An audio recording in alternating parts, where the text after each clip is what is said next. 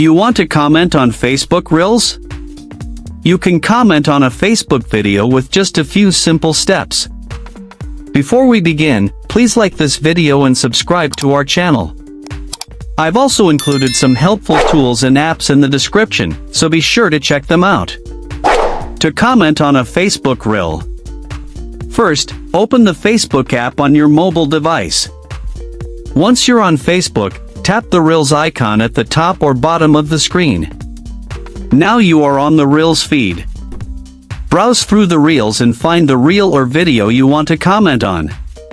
Tap on the comment icon on the right side of the Reel video. Now, the comments section will open on the screen. Tap the comment box at the bottom and type your comment. You can also add emojis, GIFs, or stickers if available. Once your comment is ready, tap the send button.